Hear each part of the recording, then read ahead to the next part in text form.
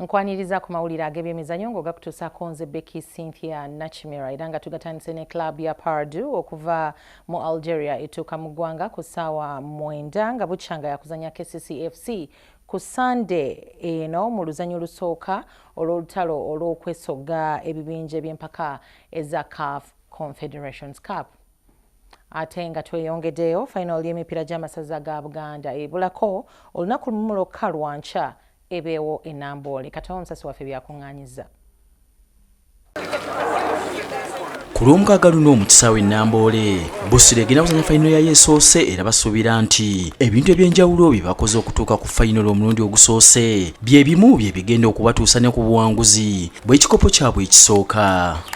Abasambi baffe abamu bakituukako naye ffe ng'olukiiko kipya n'essaza nga Busiro kipya, so buli kimu tulaba kipya era tugezaako okukola kyetulaba ekisingako tulabe nga fayini efuukira ebeera ddala fayini eyabyafaayo tube nti omulundi gwaffe ogusoose okutuukawo ate tukoze ki tututte. Ku batendesi ba ttiimu zombi buli omu anoonya kikopo ky'ekisooka mu mpaka zino nga guno gwe mwaka ogusoose Dewoserwadde okutendeka mu mpaka zino kyokka nga ye Simon Mugerwa azze atendeka nga n'omwaka oguwedde ye yabadde mu mitambo gya Buddu nga singa ebakuba ku Fayinolo e Namboole. Omupiira guno mukulu kubanga njagala kuwangula kinsobole okunnazaako amaziga g'omwaka ogwaggwa era abalenzi bakola butezingirire okulaba nga bampa obuwanguzi tujja kuteekawo show ennungi ku Lwamukaaga.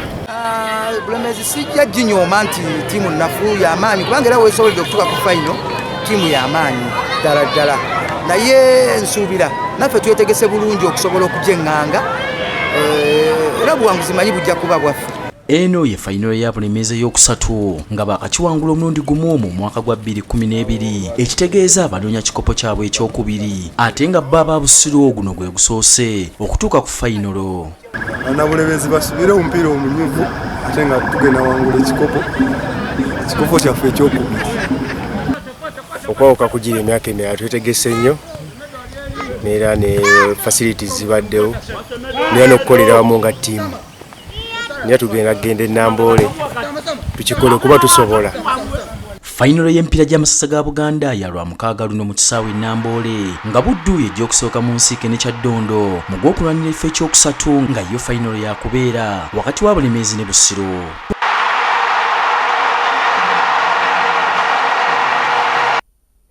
Zo enteekateeka z'empaka za Olympic Values Literacy Contest ziwedde nga amasomero agasukka mu 25 gakuvuganya ku Lwamukaaga luno. Leero akakiiko ka Uganda Olympic Committee lwekanjudde enteekateeka ez'omulundi ogwokutaano ez'okutumbula emizannyo gy'Olympics mu masomero nga bayita mu kusoya abayizi ebibuuzo ng'empaka za Lwamukaaga luno ku Games Cambridge International School ebutabika. So event eno ya kukuŋŋaanya abavubuka awamu netuteesa ku bya Olympic values n'ebintu ebikwata si just ku Uganda naye ensi zonna okulaba nti nno abavubuka b'e Uganda basobola okuleeta ebirowoozo ebinaasobola okukyusa Olympic movement esobole okubeera nga eri more effective obanga bacontributinga mu Olympic movement okukula nga organization. Abayizi abali wakati w'emyaka 13 ne 18 okuva mu masomero agasooka mu 25 gagenda okuvuganya mu mpaka z'omwaka guno eza Olympic Values Literacy Contest.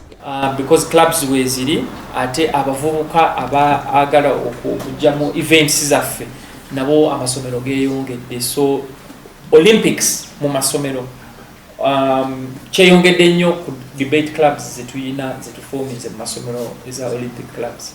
Agakane abangula omwaka oguwedde Saako Namiryango College, King's College Buddo, Ntale Schools, St. Peter's Nsambya, Equance International gegamu kugagenda okuvuganya ng'omuyizi anaasinga wakukiikirira Uganda mu mpaka z'ensi yonna ezinaabeera mu Bungereza ate anaakwata ekyokubiri wakugenda mpaka ezinaabeera mu Grace.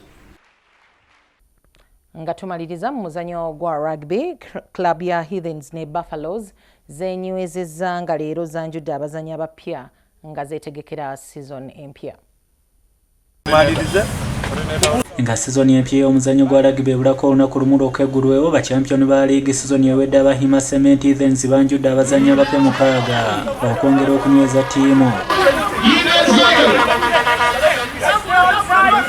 omukolo gw'okwanjula abazannyi gubadde mu maka ga erinze ekyaddondo nga gwetabiddwako abakungu ab'enjawulo okuva mu kiraabu ya erinze wamu ne yima sementi ababateekamu ensimbi. Abazannyi abapya abeegase ku ttiimu kuliko Innocent Gota avudde mu kiraabu ya Buffaloes, Victor Wangoba okuva mu Warriors ne Boaz Musaasizi avudde mu kiraabu ya Stallions ey'ekibinja kya wansi. Abakomezeddwawo mu ttiimu kuliko Aluno Foyroth ne Scott Oloch okuva mu Al Queens eya Kenya, Jamiru Nyago okuva mu Rhinos wamu ne Joseph Oyeti abadde mu kiraabu ya Warriors.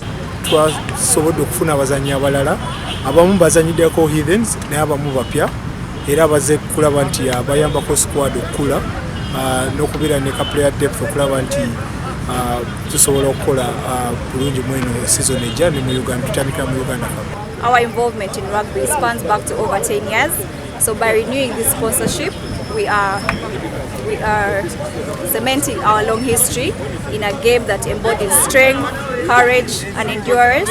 Mu mpaka za Uganda Cup nga zezigulawo sizoni empya ya 2019-2020 Erinze ezannya Makerere Impisi Lwamukaaga Luno Makerere n'ekirabu ya Toyota Buffaloes naye yanjudde abazannyi 16 okwongera okuziba ebituli ebibadde mu ttiimu ng'omutendesi Edgar Mediga asuubira okuvuganya okw'amaanyi. Tusazeewo tuleete abazannyi abali specialized mu positions ezo, ensonga lwaki tulese abazannyi abo 16. Mu mpaka za Uganda Cup ku Lwamukaaga Luno Buffaloes ekyayira Gulu Elephants eggulu. Agwe tusobodde okutuusaako okuva mu nsiko y'ebyemizannyo nze Becky Cynthia Nakimat Senkano olunaku lw'enkyambere bulungi.